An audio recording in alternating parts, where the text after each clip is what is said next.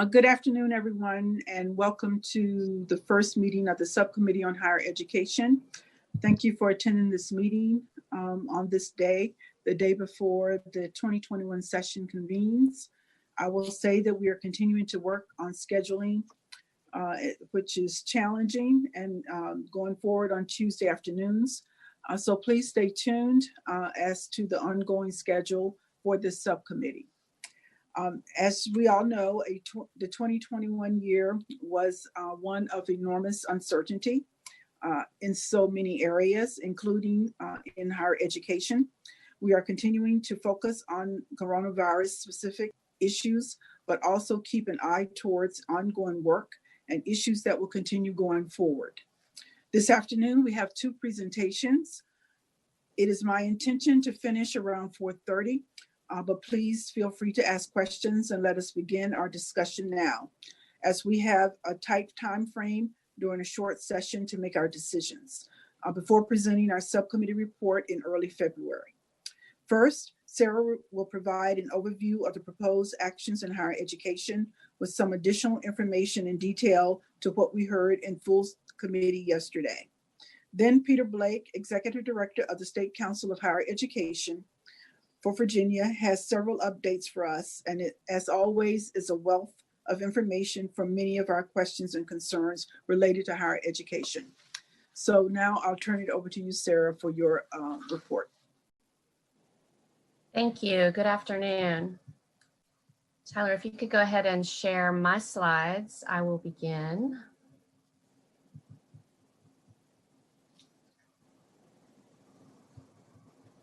Thank you. And just to go to the second slide, to let you know, before the overview of the proposed amendments for the Senate Bill 1100 actions, I just have a bit of background for additional context beyond yesterday.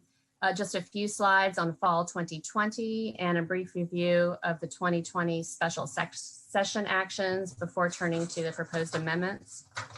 On slide 3, as you recall, at the annual meeting, I kind of walked through chronologically events of spring 2020, then fall 2020, and then an outlook for spring 2021 in terms of operations, learning situations, enrollment, and financial. And I'm not going to go through all of that again. And in fact, Peter will touch on a few updates on some of these areas too. But in this section, I just have 3 slides. I wanted to refresh your memory on a few things, including the fall enrollment by institution for the public 4 years, and a summary of the tuition and fee actions. Very briefly, just to touch on spring also, in the spring and summer, there was a lot of uncertainty about the fall. And spring is when you had the abrupt shutdowns. And in addition, quick federal funding went out. And in terms of the bottom line for spring, given that there were just refunds in play for dorms at that point, students weren't deciding whether to enroll in terms of the situation for fall. The bottom line for the public institutions was a net loss of about $26 million statewide. It varied by institution, and there were a few that reported no losses after taking into account lost revenue, additional revenue from federal funds, additional expenditures, and their offsetting savings. So turning to fall enrollment now on slide 4. This is the exact slide that was shown in November at the annual meeting, and the reduction in enrollment was much lower than some of the scenarios that were planned for in terms of not knowing what the expectations might be. Statewide, the net decrease for undergraduate students was just 0.3%. As you see there in blue is in-state undergraduates, and in orange is out-of-state undergraduates. So this chart gives you a sense of the relative size of each of the institutions, which vary substantially, and then the percentage listed at the top of each bar shows whether in-state undergraduate increased or decreased compared to the previous fall, and on the orange, whether that increased or decreased. For the blue, most institutions actually increased at least a bit on in-state undergraduates, and maybe not surprisingly, most, but not all, did experience a decrease in out-of-state undergraduates for fall 2020. So Senator Norman, to follow up from yesterday, you see the numbers here for George Mason and ODU specifically. And given the relative size of the out-of-state undergrads, even those were down, both of those would be net positive total for undergraduates compared to the prior year. On slide 5, there was a bit of a different situation looking specifically at your first time in college students or freshmen, if you will. And again here, this is just for undergraduates. Blue is in-state and orange is for out-of-state. And here there was a statewide net decrease of 8% for first time in college students. So the ongoing question will be whether this will be something that will ripple through over the next 4+ years or would bounce back more quickly when operations resume more of a normal situation. And then shifting gears on slide 6 is the summary of 2021 tuition and fee actions. And you see on the first line for tuition and mandatory fees increased system-wide of 1.2%, reflecting the 5 that did not freeze tuition. 12 out of the 17 did. Just a little bit larger percentage increase of 2.1% for mandatory non-ENG fees, $92 over the year, and 1.9% for room and board. And there were, as I mentioned, five that did not freeze tuition and fees, and there were more that increased them for the fees and for room and board, obviously reflecting the larger percentages. On the room and board, what this does not reflect is the lower revenue that would have been received from dorms because of lower occupancy rates. And Chev has some preliminary information that institutions reported on which ones and to the degree they had lower occupancy for the fall. And then in addition, there were some refunds and partial refunds for periods of days or weeks for some that may have started late or had pauses or that kind of thing. And with that background on that, I will move along to the 2020 special session actions and picking up on slide 8. First, going back to the regular 2020 session, it did include an increase of $284 million over the biennium. Nearly all of that was unallotted in April at the reconvene session and not restored in the special session in October. In fact, was converted to reductions held in central appropriations. The largest of those items from the regular session were the G3 Community College Initiative, undergraduate need-based aid, TAG grants, and the tuition moderation incentive funding pool that was included in the conference report in the regular session. Then turning to the special session, I'm still on slide 8. It did include $94 million for funding to public institutions of higher education for funding in FY21, primarily for additional flexibility. And there was also language to allow additional flexibility to support auxiliaries, which usually there is a clear demarcation between the use of ENG funds and auxiliaries, but this was an acknowledgement of this unusual situation with auxiliaries being disproportionately affected. And there was some corresponding financial health measure language, which I'll come back to on the next slide. So most of this FY21 funding was calculated by institution in terms of trying to provide at least a minimum percentage of the midpoint of their estimates for their 21 undergraduate revenue shortfall, which was the information that we had at the time in the summer. Or for other institutions, an adjustment like a minimum percentage of their total in-state undergraduate tuition revenue. Some of the other items that were restored in the special session were the first year funding for Norfolk State and Virginia State University, also $2 million for the online Virginia network with JMU joining last year, also a smaller amount for the Viva Virtual Virginia Network, and first year funding for Virginia Ready. And then in the last bullet, there was also allocation of the coronavirus relief funds, which were part of the CARES Act. And Peter will talk a little bit more about the CARES Act and the new federal stimulus funding.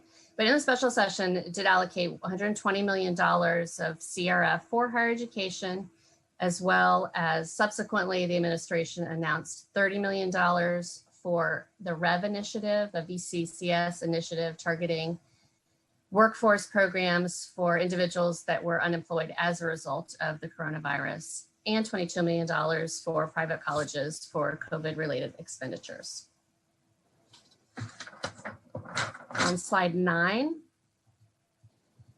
there are certain existing statutory requirements for the institutions for administrative and financial standards. And in recent years, the Auditor of Public Accounts has done a comparative report on certain measures, comparative with other institutions and peers in other states, including certain benchmarks having to do with reserves, viability, and auxiliaries.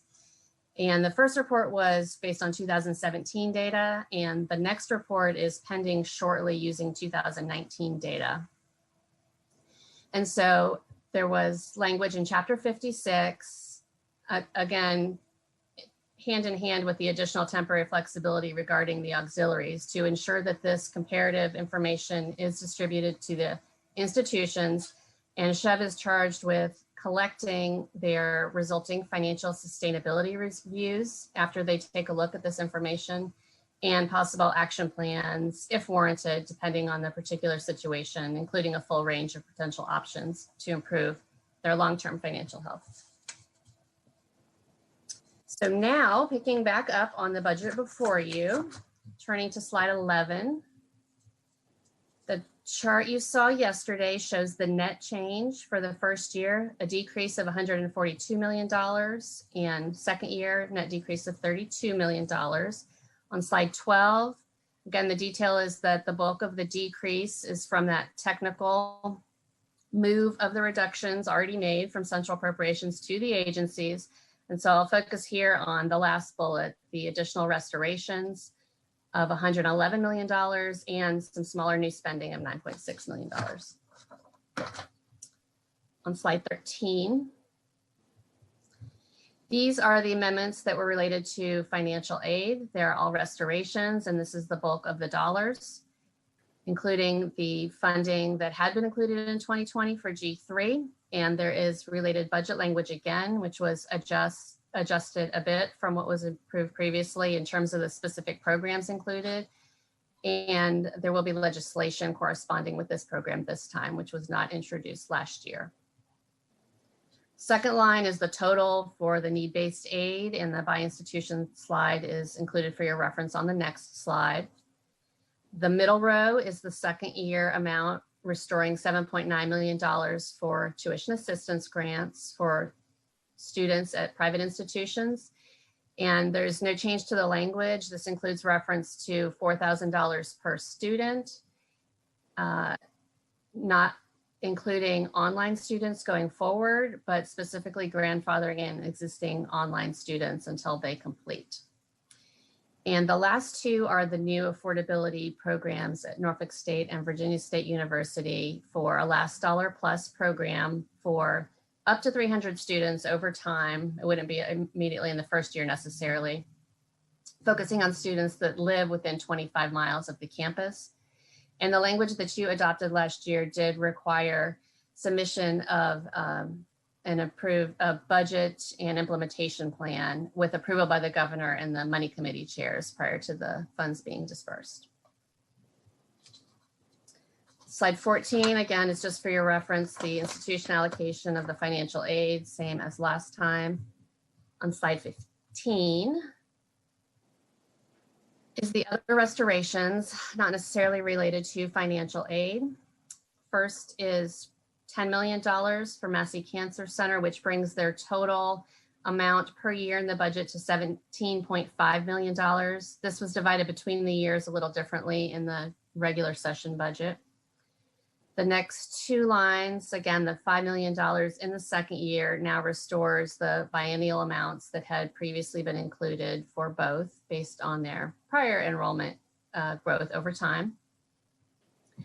The middle three lines for Norfolk State and Virginia State restore in the second year funding related to several different initiatives. Both had IT related initiatives and each several smaller student success initiatives that you talked about last year. For Richard Bland, the $500,000 or so is a partial restoration of funding for additional positions to address various compliance findings related to APA and SFACs. The second to the last is funding for a new amount for Earth System Scholars for scholarships for high school students. And lastly, Longwood's performance pilot program that they proposed to establish a new early childhood bachelor degree. And here I will just pause and note that not everything was restored from 2020. Some of the key items that were not restored in the introduced budget were tuition moderation, graduate aid, graduate financial aid, which affected several institutions, some of the smaller institution specific amounts, as well as several initiatives under Chev's budget, including the language and the funding to proceed with a cost study to begin to look at sort of updating base adequacy and how to allocate funds all over time. That neither the language nor the funding is currently in the introduced budget, as well as some funding for the higher education centers is not included in the introduced budget. And so with that note, turn to slide 16. Here is your $9.6 million in funding, which was not a restoration item. Largest being $4.5 million for Norfolk State University to continue what they had begun as Connected Campus Initiative for hotspots and laptops for students as well as for staff. The $1.5 million per year for Jefferson Lab related to now pursuing a high performance computer possible project related to the federal government. The third would increase the line item for the Focused Ultrasound Center at UVA now to $4.1 million. In the middle of the table would be a new amount for 2 programs at 2 community colleges for a pre-hire immersion program for students in the construction fields. There's also just under $300,000 at Richard Bland in order to assist them with converting back some classroom space, previously classroom, now dorms, now back to classrooms so that students can teachers can teach remotely from that space. Funding for a shellfish aquaculture research study at VIMS and some funding for an IT integration position at New College Institute. On the next page, just a quick update on federal relief for completeness, and Peter can comment on what we know at this point again about the new federal stimulus funding for the CARES Act for CRF, which originally needed to be spent by December 31st. Now with the new bill has been extended a full year and can continue to be spent till next December. So the introduced bill did update slightly the allocation amount for higher education from 120 million to 116 million. Does include that $30 million allocation for the REV program for students who had been unemployed due to the coronavirus. It adjusts the amounts for UVA Medical Center and VCU Hospital and includes the $22 million for coronavirus related costs for the institutions of private education.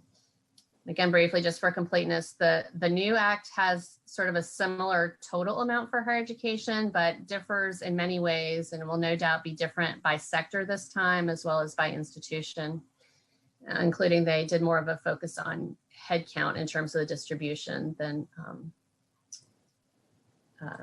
FTE enrollment. On slide 18, again, here are some of the other actions in other areas of the budget, bonuses related to faculty and staff. On the last bullet, on the first column, there will be legislation related to the new office at VEDP, looking at alignment of education and labor markets.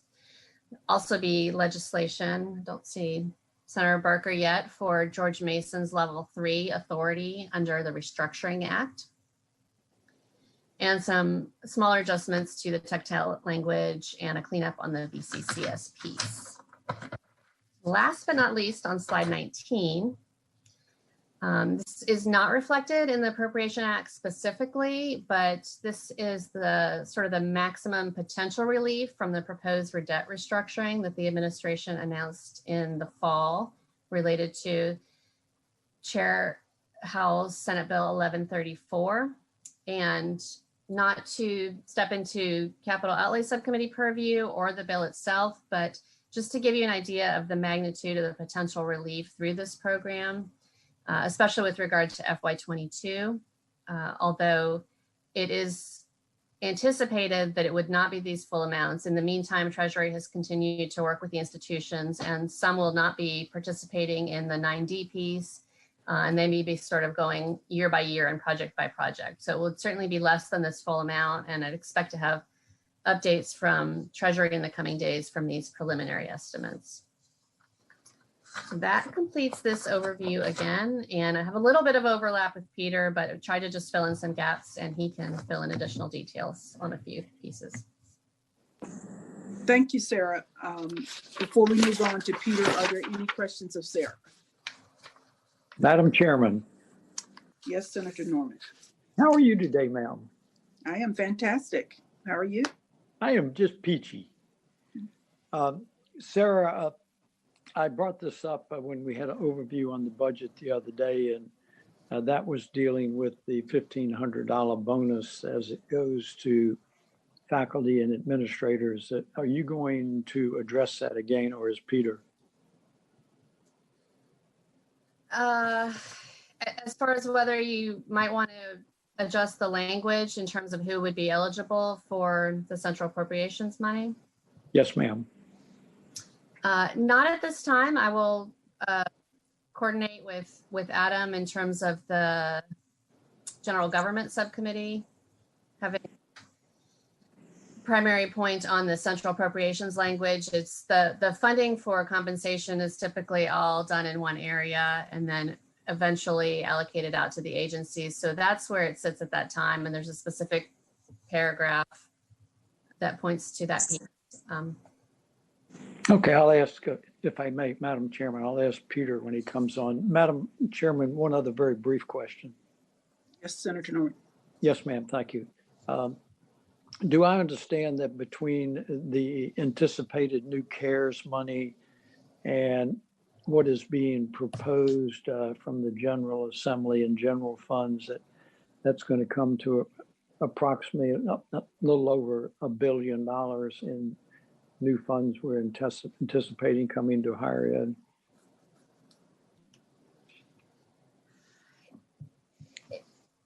It's split between the years a bit too. So and Peter has a slide that shows that it's over 500 in CARES total, but that's including the private nonprofits and the for-profits as well. So you might be interested in what the public piece is, depending on what you're looking at. So there's some of the total for CARES Act is not just for the public institutions, and some is FY20 and FY21.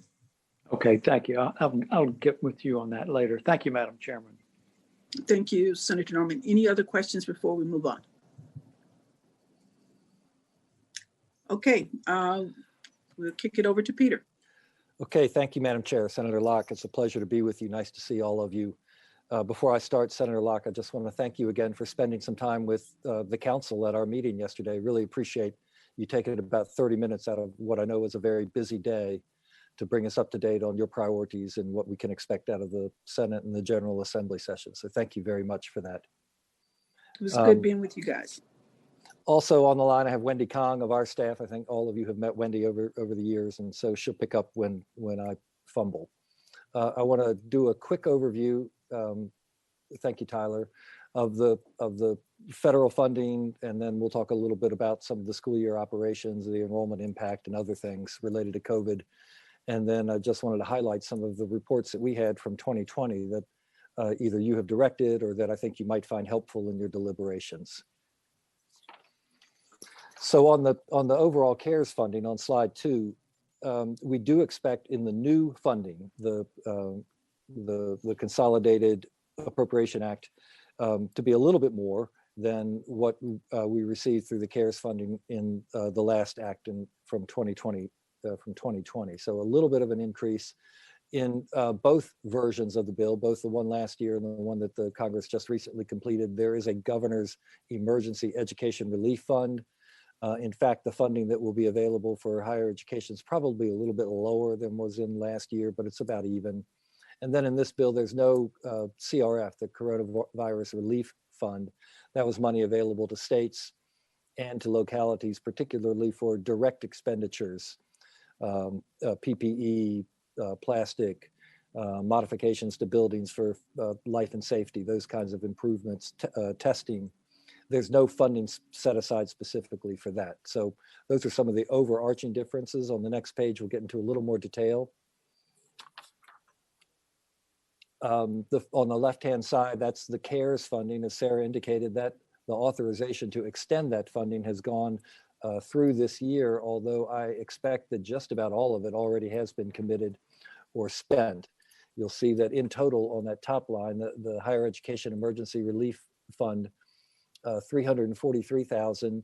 Note that half of that was available to institutions and the other half had to go in direct payments in support of students. So half and half, students and institution.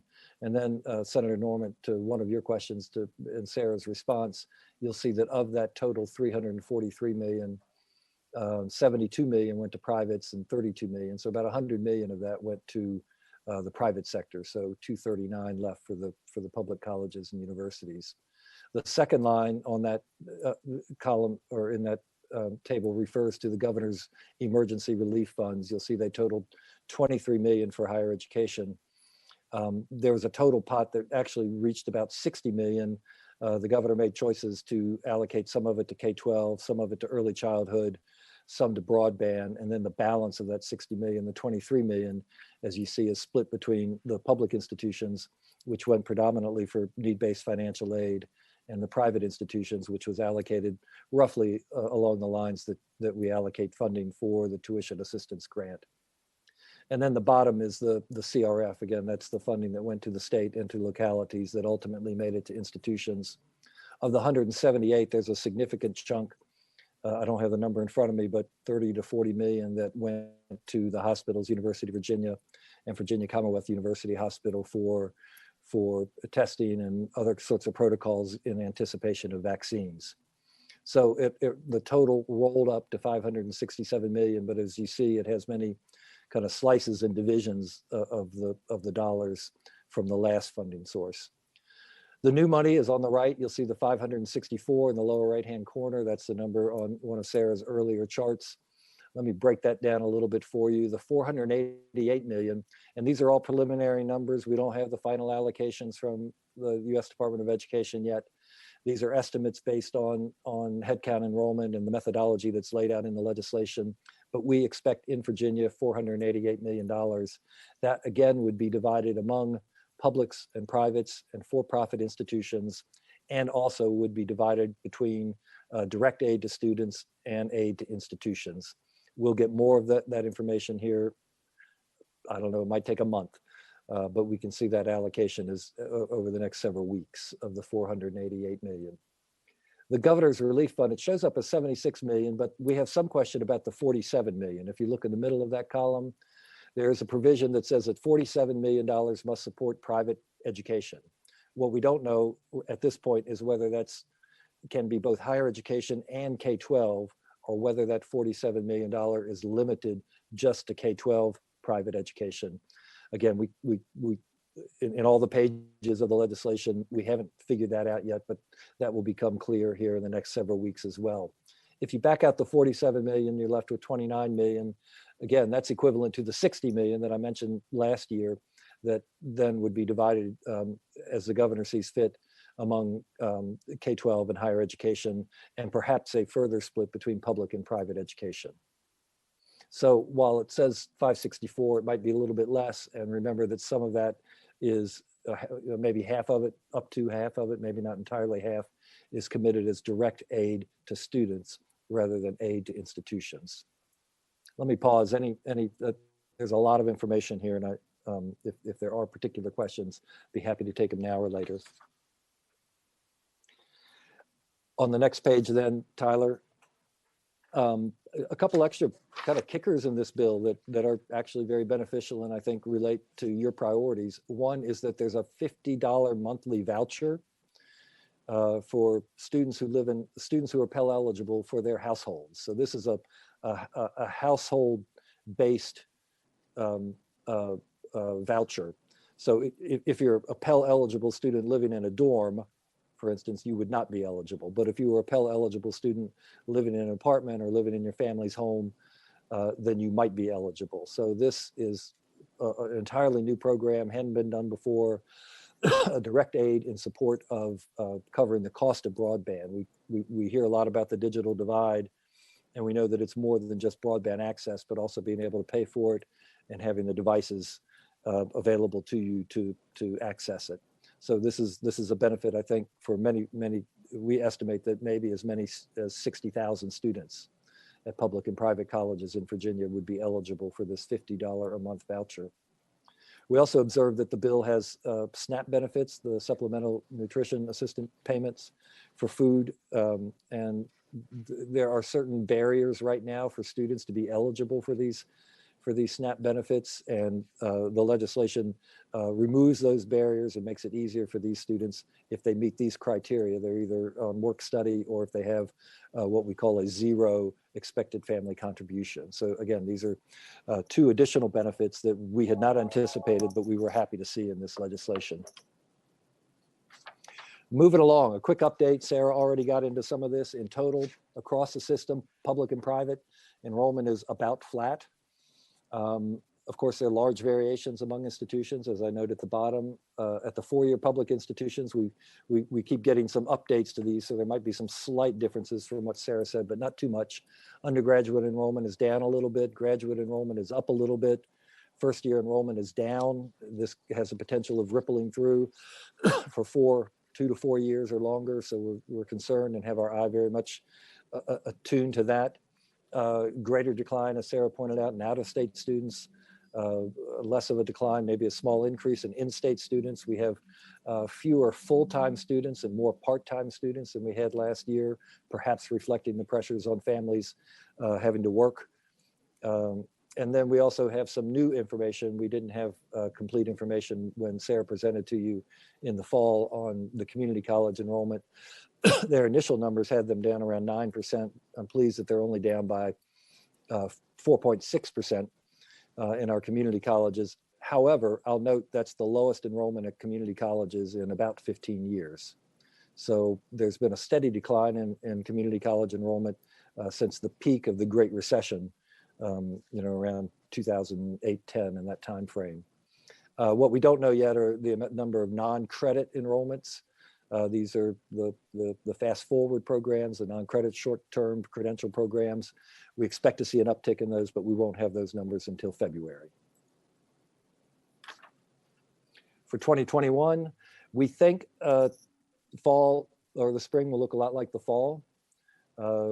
Colleges, universities are adjusting their schedules. They're starting a little bit later. They're modifying what spring break looks like. They might end a little bit earlier. There'll be as many hybrid courses and online courses perhaps as you saw before. All institutions will have students. I think Virginia State University, among the publics, did not have students on campus last semester. They will this semester. The occupancy in the dormitories is still off by roughly 20% or 20 percentage points from the year before, while generally colleges, universities experience about a 95% occupancy. Again, wide variation by institution, but on average, something in, maybe 20 percentage points lower than that, 75%. So the occupancy rates are going to be down both for the fall and will continue to be down in the spring. Colleges are better at what they're doing. Students are more confident in how to handle the technology as our faculty. Institutions are taking extraordinary precautions around testing and contact tracing and other things on their campuses. But they also are experiencing rising COVID figures in their communities. And so there will be increased vigilance across the system.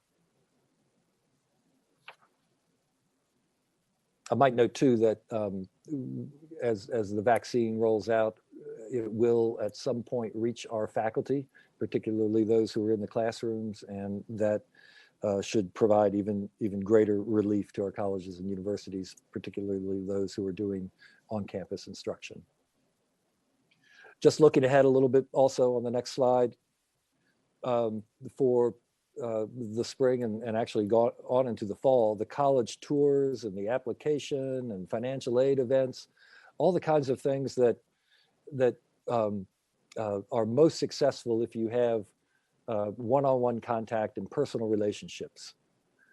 Those had to be done online. And I think there's a consequence to that. And we're seeing already lower application rates for some institutions as measured by the common application form that many students fill out that is applicable to multiple institutions. So a decrease year over year of the common app. We've also seen about an 11% increase year to date on FAFSA, financial aid applications. And particularly concerning is that the decreases are even greater in our Title I eligible high schools and in some high schools that have a high minority enrollment. So we'll talk a little bit more at the end of this about some achievement gap challenges that we as a Commonwealth and across the nation face, but the COVID impacts on and what we see on some early indicators are particularly concerning to us. And I think and some of the initiatives that you and the governor have taken over the last couple of years are aimed specifically at that. So I just point that out as an indicator that such initiatives are particularly important. On the next page, this is taking a little bit of a longer view. The Western Interstate Compact on Higher Education, known as WICHE, every so often produces high school enrollment projections for every state in the nation. And so these are public and private high school projections for the next several years. And you've heard about the cliff. Of course, you got to reach a peak before we reach a cliff. And so we kind of putter along here through the early 20s.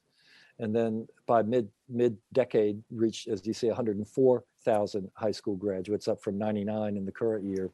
And then we drop back down. And so in 10 years, we'll have the same size of high school graduation class as we have today, and then a more precipitous decline after that.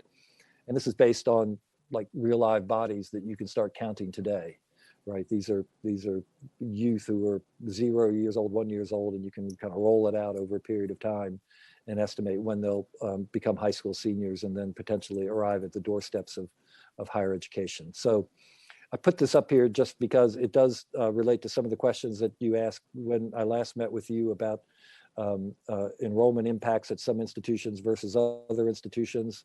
As you think about capital planning, as you look at revisions in any kind of funding formula, as you think about financial aid allocations, and on the next slide, as you also think about some of the demographic changes that we'll be facing, and you'll see here that we have faster growing based on demography over this period of time, faster growing among certain minority groups, Hispanic and Asian in particular, and then a declining white Caucasian population over the next 10 years. So there's a number of different things in motion, not only the total numbers, but the composition of the student body. There are a number of tie-ins to low income, first generation students.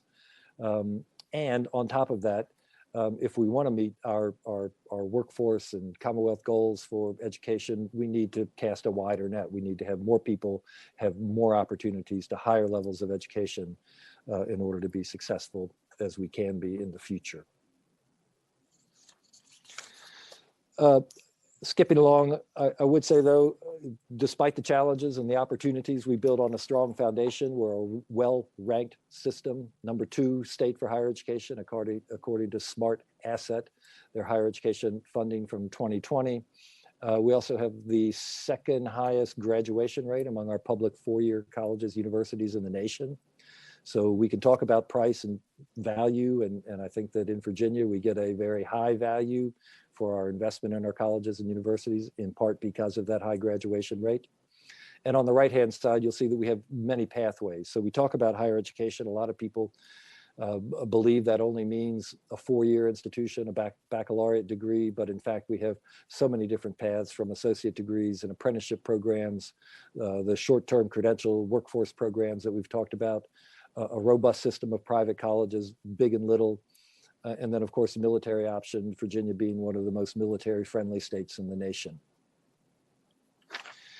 We also have momentum on the next page with the number of degrees that we confer. I mentioned our high graduation rate in Virginia, particularly among our public 4-year institutions. You can see that year after year for the past 10 years, we've increased the number of degrees and other credentials that come out of our colleges, universities. This is broken down all institutions, public and private, 4-year and 2-year, and it's broken out. The different color bars relate to associate, bachelor's, your first professional degrees, your master's, and your doctoral degrees, but year over year, an increase, steady increase over the last 10 years. That the enrollment impacts that we've seen because of COVID will have an effect on this, but we also have ways we believe that we can recover and maintain this momentum. If you add in the credentials, the short-term credentials and others above just the degrees that you see here, Virginia's colleges, universities confer over 120,000 degrees or credentials this year. And that's a remarkable achievement, a real tribute to your commitment to our colleges and universities. A little bit more on the degrees on the next page. This just breaks down the current year data by type. So almost half the degrees that you saw on the previous page came from 4-year universities, and then the balance being split roughly between the private institutions and the community colleges. And then you see the big break on the other side with almost half the degrees being bachelor's degrees. I'm going to switch now to some of the key reports that are out on our website, and we have mailed many of these to you. And if you would like a further briefing on any of these, I'd be happy to come meet with you, or at any time you'd want to meet with any of our staff who have produced these, I'd be happy to make them available to you. We just this week updated and are in the process. We just had a council meeting yesterday where we made significant progress towards the new statewide strategic plan. We call it the Pathways to Opportunity, the Virginia Plan for Higher Education. You may recall the overarching goal to make Virginia the best state for education by 2030. We continue to be on that path. We've modified our strategic plan for higher education, as we do every 6 years, based on the environment and the various conditions. We've focused on 3 broad areas now: being equitable, being affordable, and being transformative. We can get into more detail about that at your convenience or as you have an interest. But on the website now, you can find the annual report, which shows our progress against our goals for higher education. So that's the Virginia Plan for Higher Education. We sent to you in October our budget and policy recommendations, where essentially we took what you did in 2020, an excellent budget, and prioritized ways that you might be able to restore those depending on the amount of revenue that you have available to you. There are also some policy considerations within that budget recommendations. We also, in working with your staff and with what we call the Op6, the folks around Capitol Square who do this full time, put together a document called Baselines and Trends in Higher Education. And this looks at some of the common metrics that we all use. And we thought it would be valuable to have them all in one document so we could all point to them and we could all agree on what they are and what they mean. But this is where you get to appropriations per full-time equivalent student, the percent of cost borne by the student, the percent borne by the Commonwealth, and a variety of other things. So this is kind of your facts first data dictionary, data, what am I trying to say? Your inventory of things that you might want to find and refer to as you make decisions. Sarah mentioned a budget initiative around alignment between workforce and between labor market and academic programs at our colleges and universities. This grew out of a year-long study initiated by council. Chair Haywood Fralin initiated this and had a couple of council members lead this, Katie Webb and Marianne Radcliffe, over the last year.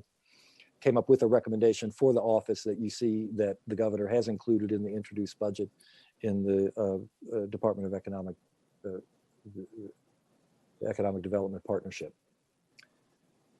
You created a couple of years ago the Office of the Qualified Education Loan Ombudsman. This is to work with people in Virginia who have outstanding college loans, and we filed an annual report, and I continue to be impressed by the amount of work that office has incurred since it was created. I wasn't quite sure what would happen, but there's quite a bit going on there, and this report gives the annual report.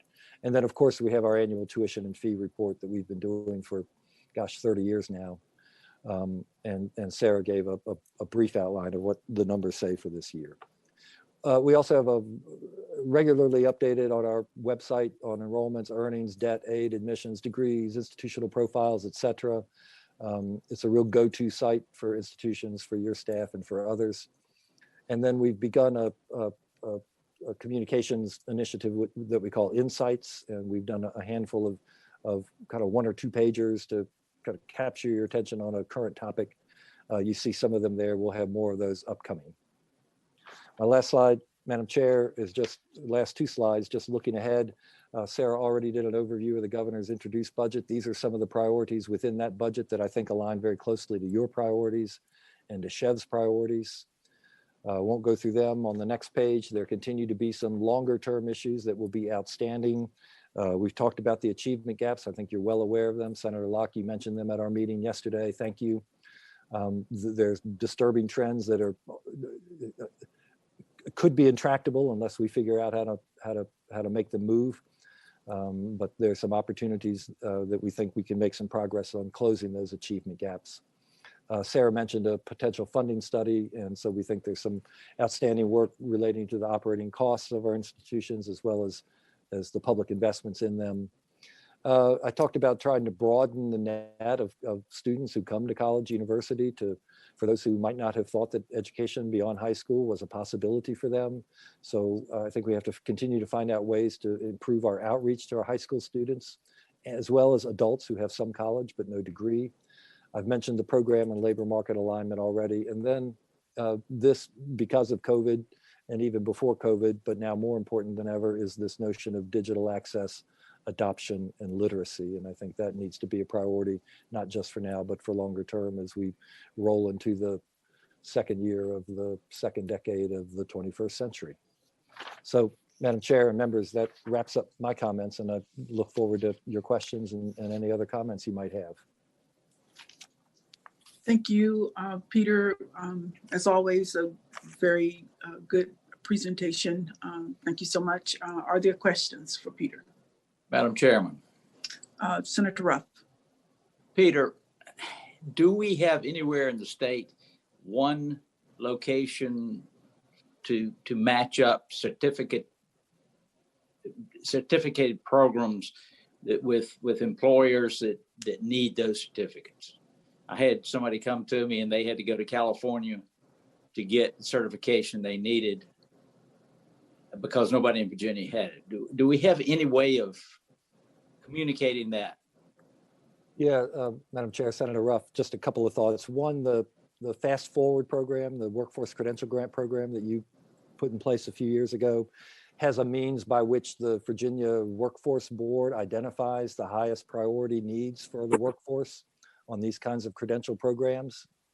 So I guess somewhere in that algorithm, Senator Ruff, you might try to see what they're doing and how they decide what's needed, what isn't. And then the community colleges develop programs in response to those areas that the Workforce Board has identified. So somewhere in that sequence, what you described could occur. Madam Chairman, if I could continue, that takes care of 85% of them. But there are the fringe items, the very high level drone type and cyber stuff that we don't have one mass of need for, maybe 2 or 3 here or there. Yeah. And I don't think that's getting communicated. Well, the second part of my response then would be this Office of Education and Labor Market Alignment.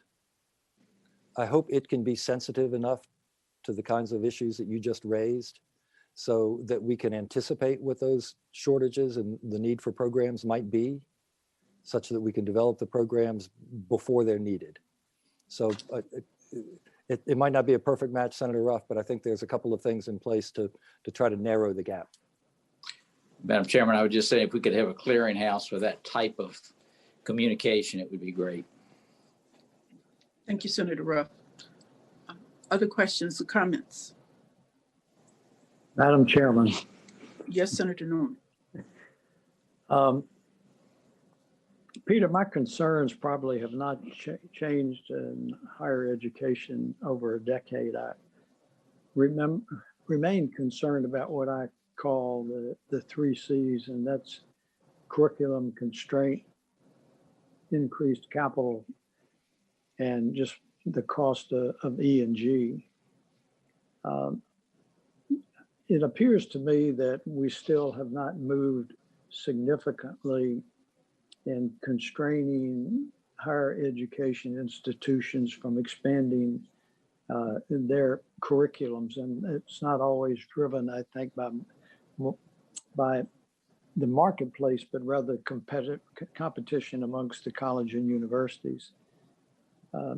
They continue to want to invest substantial amount of monies on capital improvements, and then the general overall cost of higher education. When I looked at the study on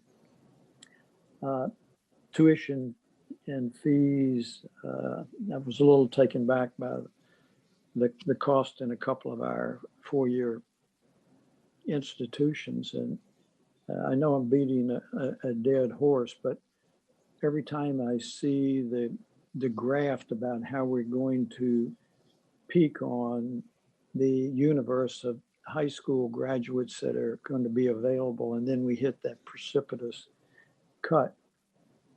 I don't think the General Assembly its vision is always that insightful, that a lot of times I think we tend to enact on the moment. And I'm just wondering, do you have concerns, not just on the universe of the number of students that are graduating from high school, say in 10 years, but with these expanded curriculums, with these major capital investments, and just the increasing cost of education, are we going to be looking at retrenchment?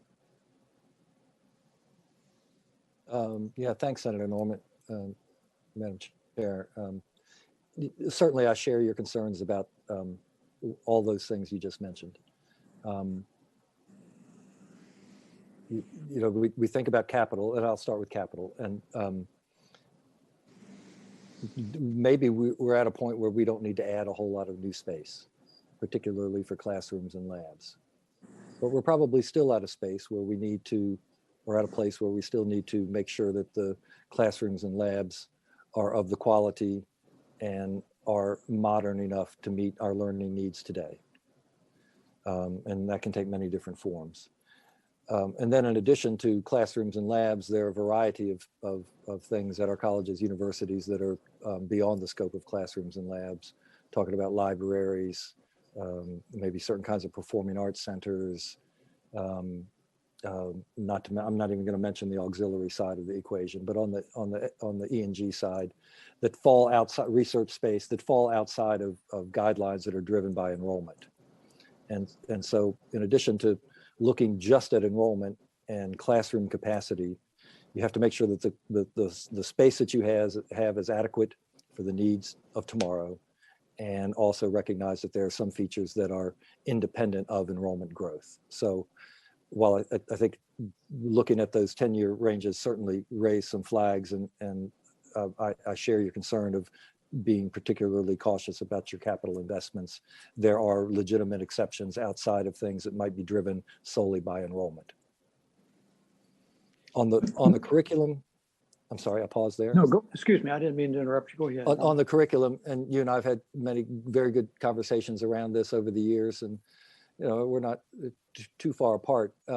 Most of the growth in new programs over the last 10 or 12 years has occurred at a handful of institutions, and they're primarily related to high-tech science, technology, engineering, math kinds of programs.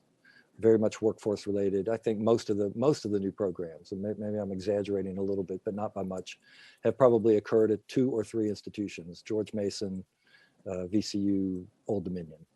And in many ways, that's a reflection of a dynamic university system that's very responsive to what's happening. On the flip side, you have some that may have exhausted their time. And we go through a process every 5 years. We call it the formal name's program productivity. I call it weeding the garden. And there are opportunities periodically to go through and look at programs that have low number of enrollments, low demand from the market, are not unique in the Commonwealth, maybe meet some other criteria. And we point these out to the institutions. They need to make a justification for why they continue. So there is some curriculum constraint, but at the same time, I think curricular change is evidence of a healthy system of higher education. On the cost, the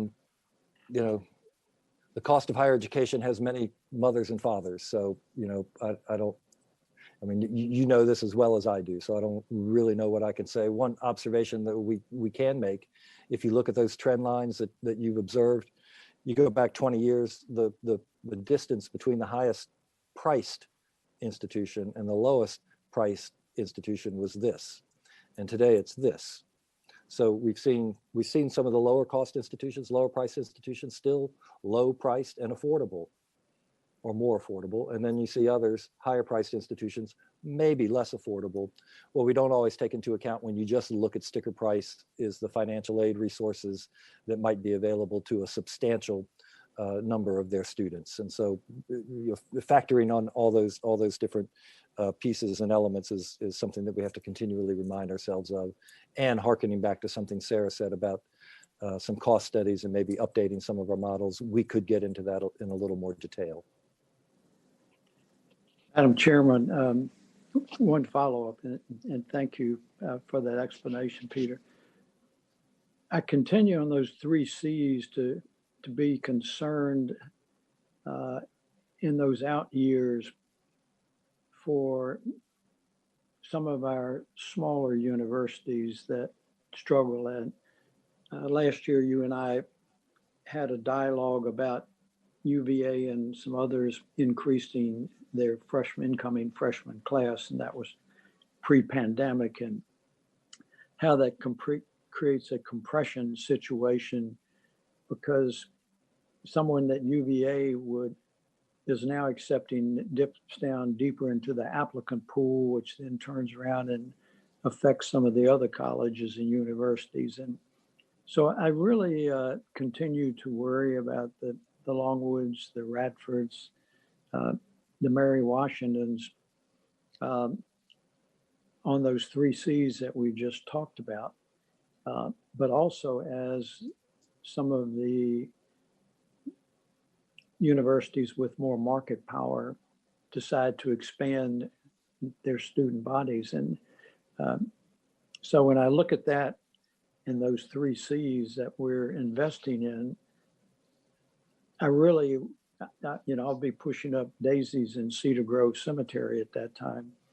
But I do really worry about those schools and what the effect is going to be. And if we don't monitor carefully, some future members of the General Assembly are going to go, oh, crap, what are we going to do? And so that's sort of the universe of my concern. So that's not a question, and you don't have to respond, but thank you, Madam Chairman. Thank you, Senator Normant.